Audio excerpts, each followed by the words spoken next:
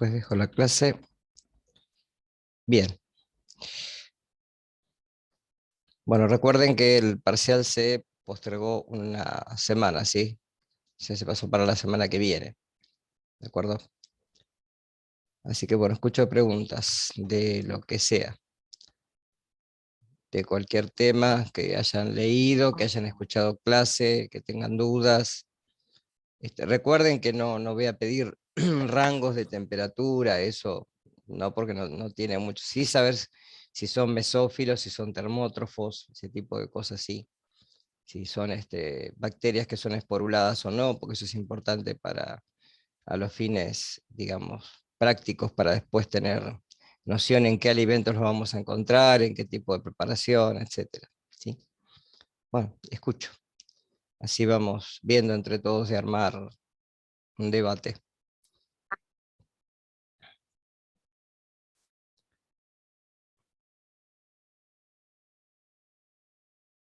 Recuerden que el parcial abarca desde todo lo que es morfología bacteriana, fisiología, metabolismo, ¿sí?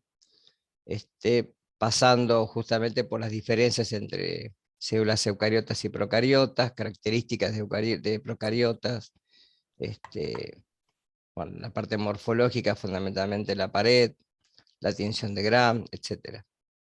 Bueno, escucho, vamos.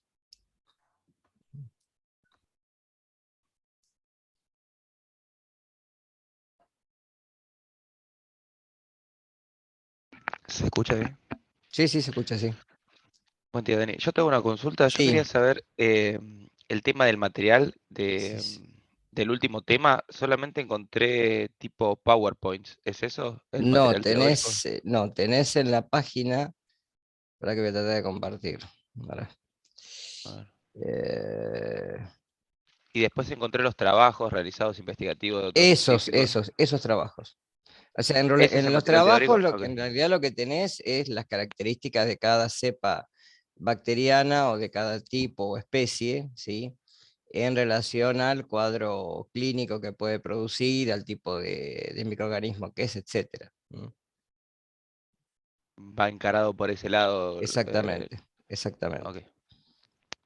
Después todo lo que tiene que ver con los parámetros físico-químicos que nosotros tenemos para preservar o para tener, digamos, un carácter inocuo en los alimentos, estos recuerden que son los que vimos como el potencial redox, la temperatura, el pH, que Sí, son eso sí hay un módulo entero que te exactamente, explica. sí, Ok.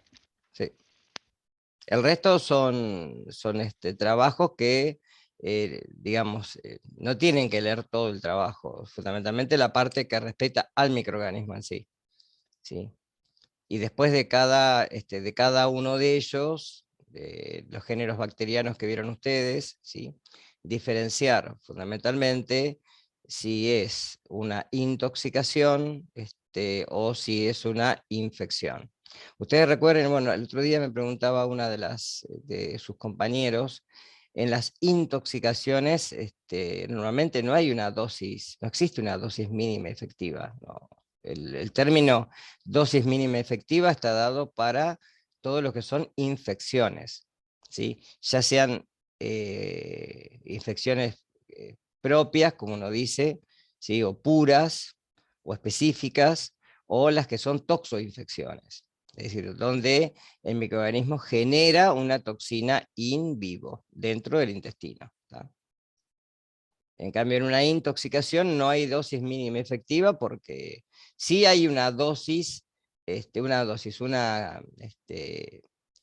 cantidad de microorganismos mínima necesaria para que se produzca la toxina, pero que no tiene nada que ver con la dosis mínima efectiva.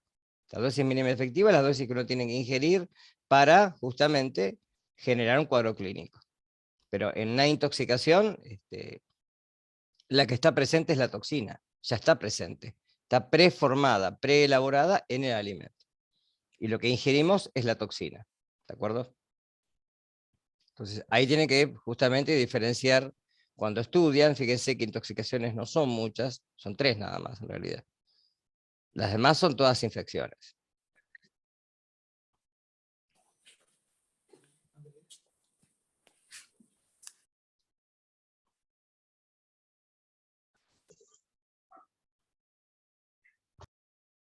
Vamos, pregunten.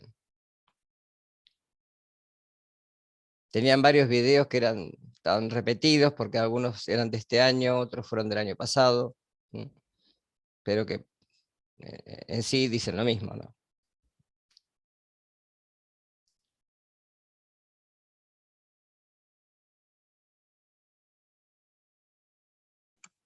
Yo tengo una duda. Sí, decime. Em, Cuando dice catalasa y oxidasa positivo, ¿qué Sí. significa? La catalasa y la oxidasa en realidad son enzimas que lo que hacen es desdoblar el peróxido de hidrógeno en agua y oxígeno, ¿sí? Ustedes recuerden que en todas las bacterias que son aerobias, estrictas, o muchas de las que son facultativas, es decir, que pueden crecer en presencia o en ausencia de oxígeno ambiental, ¿sí? Estas bacterias necesitan, de alguna manera, poder eliminar el peróxido de hidrógeno que se forma en las oxidaciones de los compuestos orgánicos. Entonces, para poder eliminar el peróxido de hidrógeno, hay bacterias como Staphylococcus aureus, por ejemplo, que tiene una enzima que es la catalasa. Esa enzima lo que hace es justamente el peróxido de hidrógeno, que es un radical oxidativo por excelencia, justamente de membranas plasmáticas, ¿sí? Desdoblarlo en algo que es inocuo, que es el agua y el oxígeno que lo utilizan para respirar. ¿Tá? Entonces, todas las bacterias que son o catalasa u oxidasa positivas tienen la capacidad de poder respirar, es decir, tener un sistema de citocromos en la membrana plasmática que le permite justamente ser aerobio, ya sea un aerobio estricto o un aerobio anaerobio facultativo. Eso quiere decir. ¿Sí? Fíjense que la otra enzima, que está, eso está en el paper, ¿sí? Que es necesaria para algunos aerotolerantes también, es la superóxido dismutasa, que es una enzima que justamente lo que hace es eliminar este oxígeno singlete, que es el anión superóxido, que también es un radical oxidativo que se forma justamente con la oxidación de los alimentos. Sí, las células procariotas tienen estas enzimas. Las células eucariotas, las nuestras, tienen peroxisomas, que son orgánulos con una sola membrana, ¿sí? No son de doble membrana, que lo que tienen en su interior son justamente enzimas o radicales que logran evitar justamente la presencia de peróxido y de oxígeno singleto. Eso quiere decir.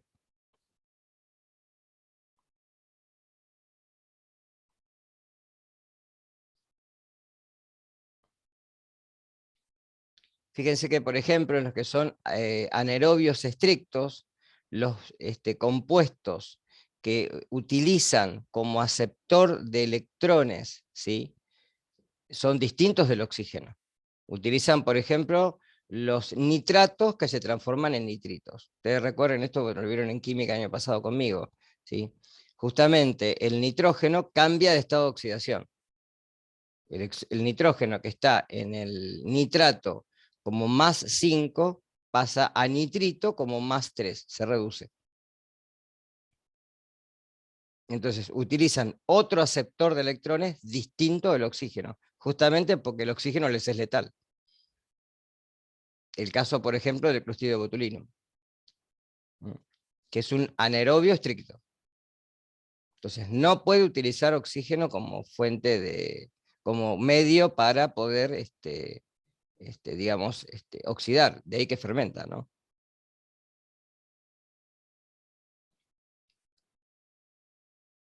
Esa fue una pregunta de final, por ejemplo, de hace, no sé, 2 o 3 finales atrás.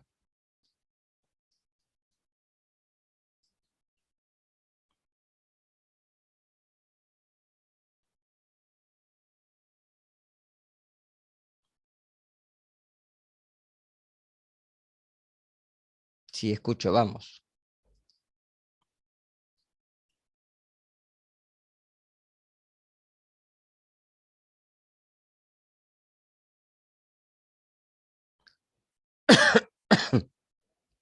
Recuerden que el parcial va a ser a esta misma hora, 7:30, ¿sí? Y lo que sí tienen que tener habilitado es micrófono y cámara todo el tiempo.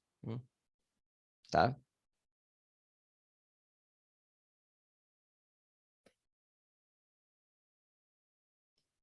No lo hice todavía el parcial, lo voy a hacer esta semana.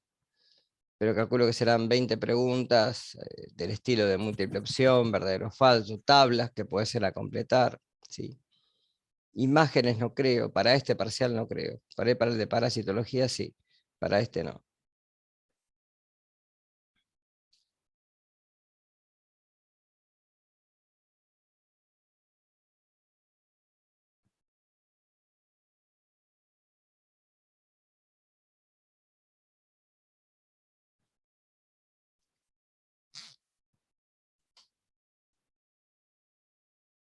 Si es tanto frío, estoy con el calefactor eléctrico al lado de la computadora y tengo el otro prendido. No sé qué pasa con el tiempo. Hoy nieva supuestamente. Sí, no sé, yo hace una semana que estoy con un estado así gripal, qué sé yo, no sé, y no se me va.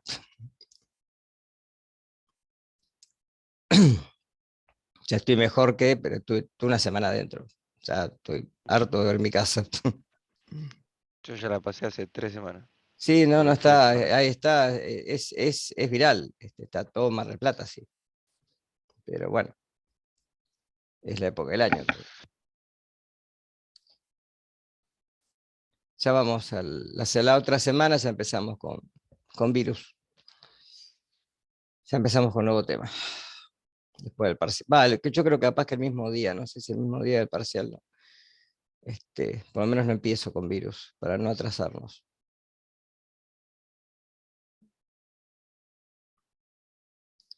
Vamos, pregunten, si no me quedo sin letra.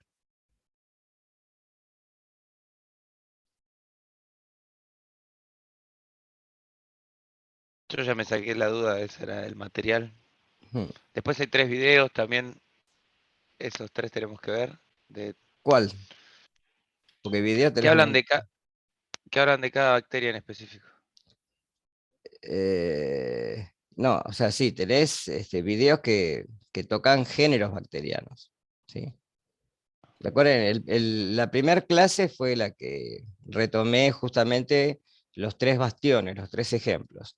Staphylococcus aureus, Salmonella y Shigella. Para que vean una intoxicación, una infección y una toxoinfección. ¿Sí? Porque a pesar de que Salmonella pueda generar una toxina, es el ejemplo clásico de una infección. ¿Sí? Fíjense que eso tienen un paper de Salmonella enteritidis en hospitales, ¿no? Que es importante. ¿No? Recuerden también, por ejemplo, que, bueno, a ver, si uno lee muy por encima, ¿no? Son todas gastroenteritis, sí, es lógico eso. Estamos viendo el sistema digestivo a través de la ingesta de alimentos que, digamos, que no son inocuos, pero todas tienen un carácter diferencial. ¿No? Por ejemplo, si yo dijera Shigella, Shigella 1 tiene el ejemplo de tenesmo rectal, de una infección intra y extraintestinal, o sea, la infección que se produce en el intestino y fuera del intestino. La toxina Shiga, que es igual que la toxina que genera Escherichia coli hemorrágica, ¿sí? Entonces, ese tipo de cosas son las que, enterotoxigénica, perdón, son esas cosas que uno a veces dice, bueno, sí, son similitudes, pero hay algo que es diferencial. La fiebre en salmonela, por ejemplo, los vómitos violentos que aparecen en las intoxicaciones, ¿sí? Digamos, esa sintomatología del sistema digestivo alta, no baja. En donde no hay fiebre, hay náuseas, hay vómitos violentos, puede haber diarrea o no, pero no es el síntoma principal. ¿Sí? La rapidez con la que se producen los síntomas en una intoxicación. En 3 horas, 4 ya tenemos sintomatología en el 80% de los casos. Esas cosas apunten. En general, no estamos hablando.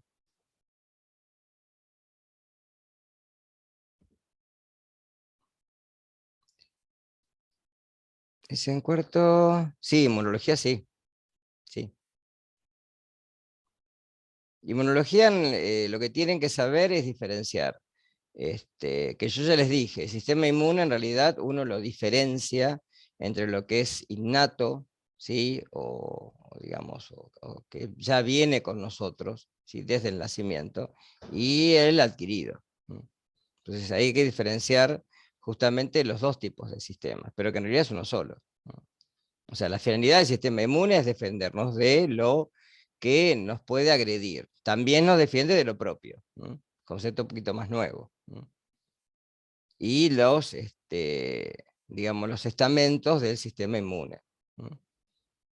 Son, en el caso del sistema innato, las barreras específicas como la piel, las mucosas, ciertas secreciones que se producen como la secreción de lisozima, la secreción ácida del estómago. Todo eso es importante porque justamente nos protege de la invasión de microorganismos sin tener en cuenta cuál es el patógeno.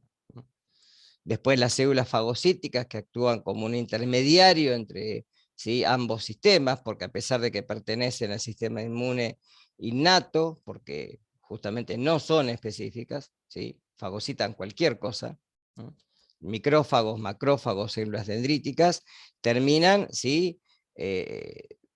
por un lado, destruyendo microorganismos externos que nos intentan invadir, y por otro lado, lo más importante es que es la presentación antigénica. ¿A quién? Justamente a células que son específicas, que son los CD4, los helpers, o a linfocitos B ya activados. Eso es lo más, que vayan viendo esas cosas.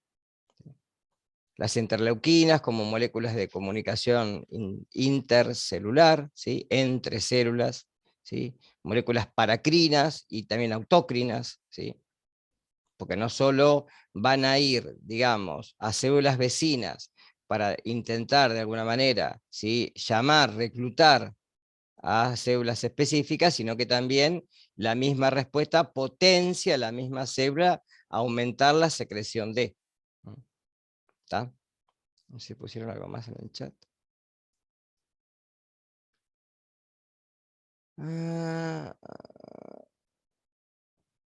Sí, en realidad, más que las diferentes cepas, fíjate, por ejemplo, cuando uno habla de Escherichia coli, que en Escherichia coli uno tiene la enteropatógena, la enterotoxigénica, la enterohemorrágica, la enteroinvasiva.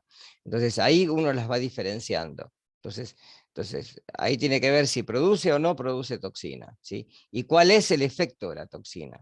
Fíjese que en las toxinas generalmente los efectos que producen son la elevación de los niveles intracelulares de AMP cíclico, que esto lo que hace es abrir canales de cloro y de sodio, y la pérdida de electrolitos, solvatados con agua, obviamente, porque no salen solos, conlleva al principio de la formación de la diarrea.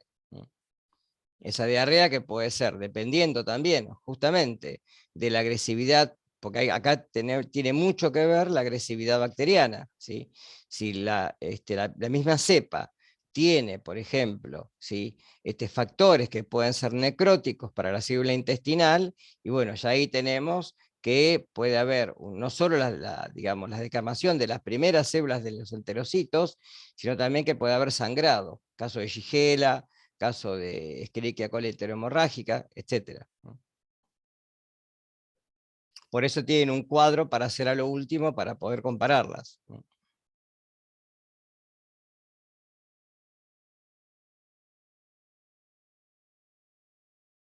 Por ejemplo, si yo dijera Vibrio cholerae, que es una clase que estaba grabada, ¿por qué es importante tener noción justamente del Vibrio cholerae? ¿Cuál es la patología que produce? Porque de todos los vibrios es el más importante. ¿Por qué? ¿Qué produce Vibrio cholerae? Pueden buscarlo, lo tienen ahí. Tienen hasta un paper para leer.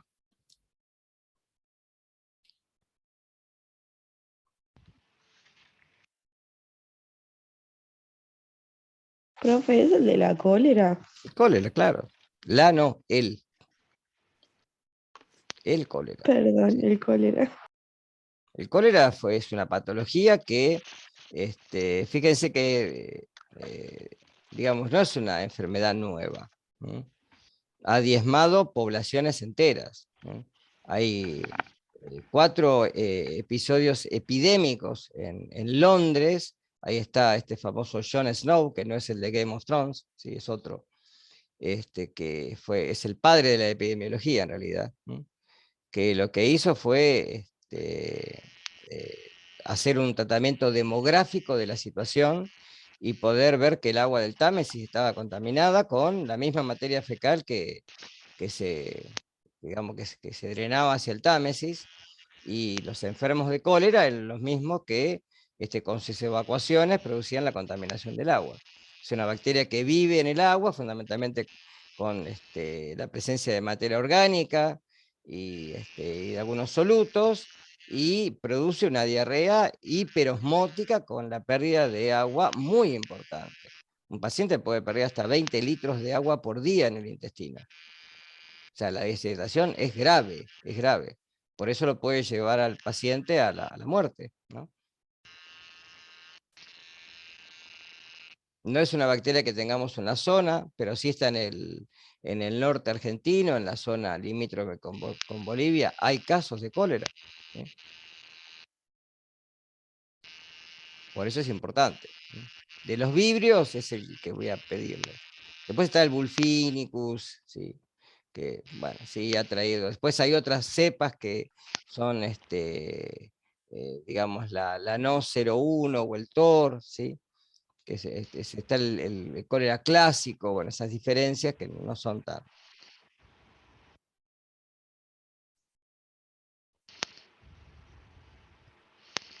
Fíjense que en qué alimentos, por ejemplo, pues esto es en el agua, ¿no? El agua o alimentos que pueden estar regados con agua que está contaminada, ¿no? Yo siempre insisto con eso. Que uno dice el agua es un alimento, ustedes, bueno, están utilizando nutrición, ¿no? Hoy en día se habla de este óvalo que no se habla más de pirámide nutricional, donde se incluye el agua como un alimento, ¿no?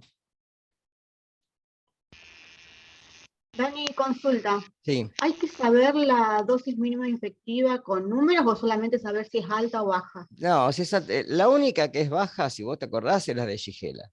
Las demás son todas altas, ¿sí? Bien. La única bacteria que con muy poquita cantidad ya tenés un cuadro de toxoinfección que puede ser intestinal o extraintestinal es Shigella. El resto son todas altas, de 10 a las 6 para arriba.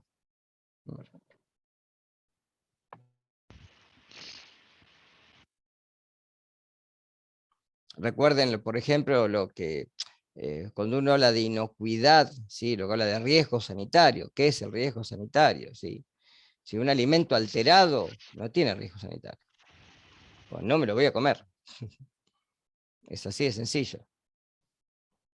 En cambio, los alimentos en los cuales no hay modificación de los caracteres organolépticos y son peligrosos. Por eso el riesgo sanitario es alto.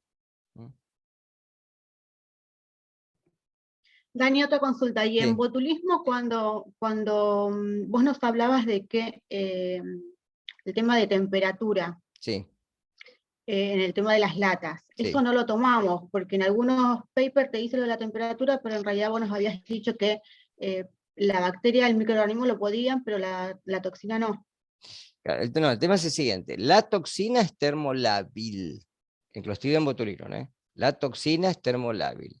El microorganismo es termorresistente. Entonces, muchos autores lo que dicen, bueno, pero si la toxina está preformada en el alimento y yo el alimento lo llevo a una temperatura en la cual si destruyo la toxina, no tendría riesgo, ¿sí? Porque voy a consumir solamente las esporas, ¿sí? Y en el intestino las esporas Clostridium botulinum, salvo en el botulismo infantil, no pueden provocar nada, ¿tá? Pero lo que sí es cierto que en la mayoría de los libros lo que te dice que cualquier lata que se sospeche de tener signos, ¿sí? Digamos, de fermentación interior, o sea, que uno la lata la nota hinchada, que uno note que hay gas en el interior y esa lata tiene que ser desechada. ¿Sí? Porque por más que, no sé, yo no comería eso. Claro, porque su metabolismo es fermentativo. Claro, claro. Recordá que es un anaerobe estricto. Perfecto. Que el oxígeno les es letal. Entonces, cuando vos preparaste ¿por qué se da generalmente en conservas de carne, en conservas de vegetales? Porque justamente en la conserva vos lo que haces es cerrar la lata y eso ahí tiene un proceso de fermentación. Entonces, lo peligroso es que justamente lleguen esporas, que no haya un buen tratamiento térmico, etcétera, y fundamentalmente más en los alimentos que son de origen proteico, las carnes, conservas de carne, en donde el pH generalmente está mucho más arriba de 4,5, que es el límite inferior que uno puede decir, porque generalmente en las conservas uno acidifica con vinagre, entonces uno generalmente ya sabe que el pH tiene que ser bajo. Pero en los alimentos que son proteicos, los proteinatos actúan como un buffer, entonces el pH es más alto. Ahí está la peligrosidad, ¿no? Fíjense que lo último del PowerPoint se los dice. Importante, cualquier lata que se sospeche debe ser desechada. Ya está. Eso como regla general, ¿no?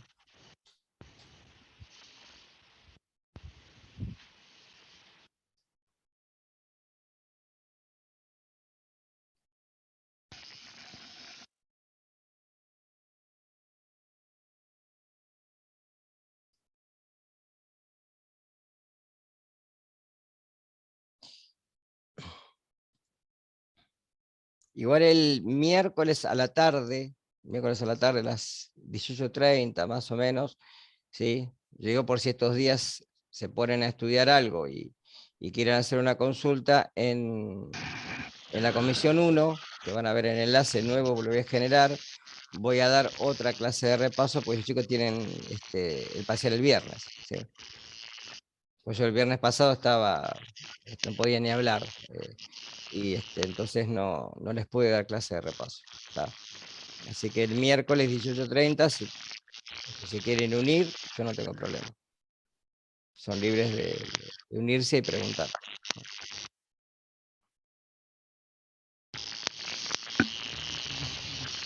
¿Algo más? ¿Algo más que les haya surgido?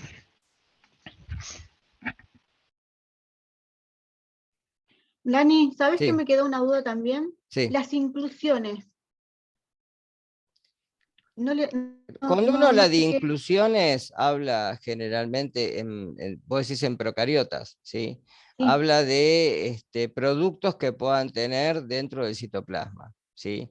Que puede ser gránulos, por ejemplo, de algún metabolito, o bien pueden ser, ustedes recuerden que las bacterias necesitan, como nosotros, nutrientes. Entonces pueden ser, por ejemplo, qué sé yo, no sé, sideróforos, que son los que captan el hierro del medio extracelular y lo incluyen adentro del citoplasma. Esas son inclusiones. o sea que sirve de función de nutrición. De nutrición, a veces también pueden servir, hay muchas bacterias tienen metilasas, ¿sí? Que lo que hacen es, en el caso de las infecciones por bacteriófagos, ¿sí? Metilar justamente, ¿sí? Parte de la cápside de los bacteriófagos para impedir la infección, ¿sí? Los bacteriófagos son virus que infectan bacterias, ¿sí? Eso lo vamos a ver la clase que viene ya. Pero bueno, a veces quedan inclusiones, ¿sí? Dentro del citoplasma. ¿Sí? Pero recuerden que son células muy poco evolucionadas, muy poco evolucionadas. ¿Sí? Son células que no tienen digamos, un repertorio, ¿sí? De organelas, porque lo único que tienen son poliribosomas, no hay otra cosa. ¿Tá? No tienen otra cosa. Que de alguna manera esto hace de que, esperen,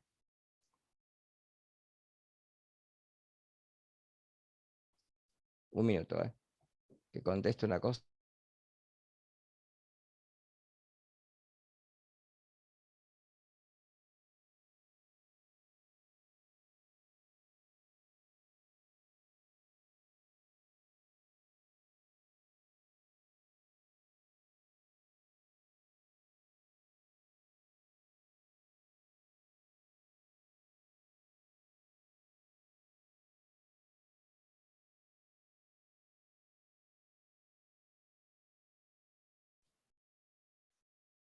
Listo, ya estoy, no era algo importante.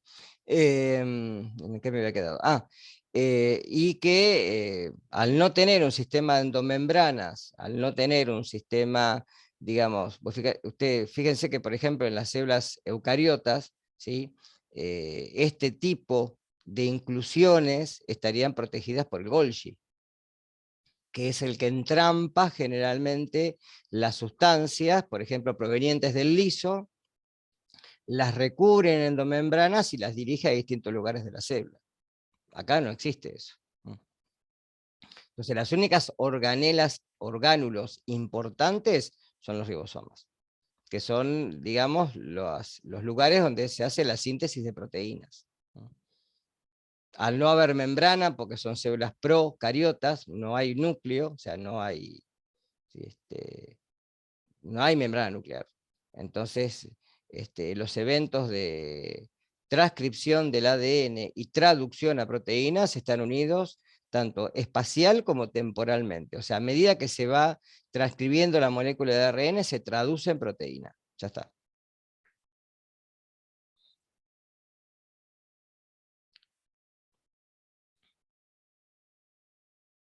Recuerden lo que son facultativos y los que son constitutivos, los elementos, ¿sí? Los que son constitutivos tienen que estar sí o sí. O sea, no puede haber material genético, ADN y ARN tiene que haber, ¿sí? Tiene que haber membrana, tiene que haber pared, tiene que haber, tienen que estar presentes los ribosomas, el mesosoma o los mesosomas, ¿sí? Esos son elementos constitutivos. El resto son facultativos, la fimbria, los piris, la cápsula, las esporas, plásmidos, son facultativos. En algunas especies bacterianas están y en otras no.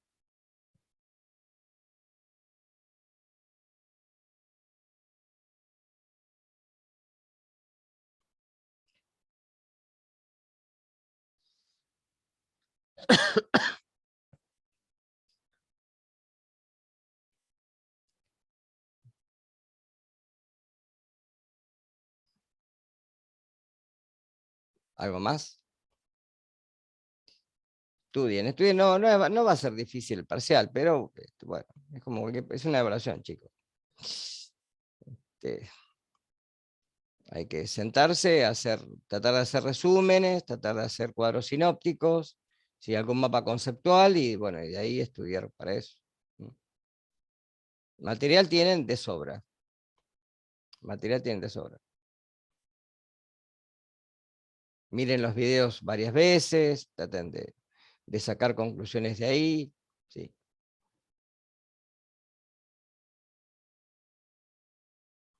En los videos, en los PowerPoint también hay muchos ejemplos, que son ejemplos muy puntuales. Esas cosas no. ¿Sí? Los alimentos implicados, eso es importante, porque eso el día de mañana, si tienen un brote en algún lugar donde estén trabajando, y bueno, es importante saberlo porque los puede orientar a poder determinar cuál es el microorganismo en cuestión y qué retirar, ¿sí? Para que el brote no siga afectando más individuos, ¿no? ¿Está?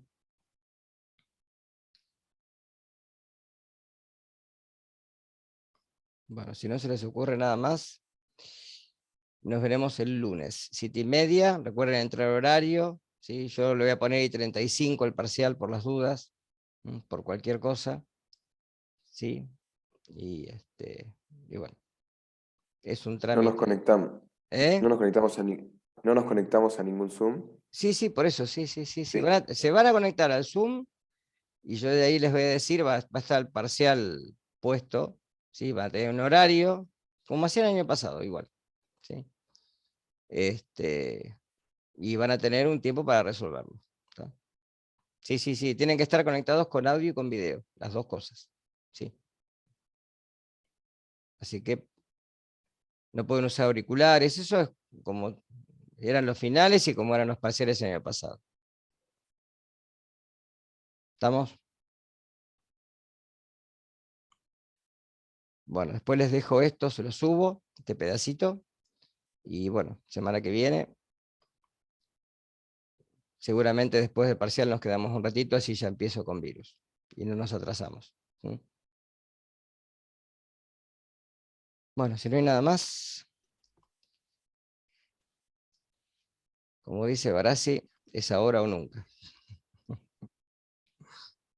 Bueno, nos vemos. Y el Gracias, miércoles, profe. recuerden que el miércoles también, 18:30, va a estar la clase de repaso para la comisión 1. ¿Tá? Cualquier cosa se pueden unir ahí. Van a ver el link, ¿sí? Extra debajo de este seguramente. Dale, nos ¿Sí? vemos. Bueno, Dale, chao, nos vemos, gracias. chicos. Hasta Gracias, luego. adiós. Chao, Chao, profe, gracias. gracias. Chau, chau.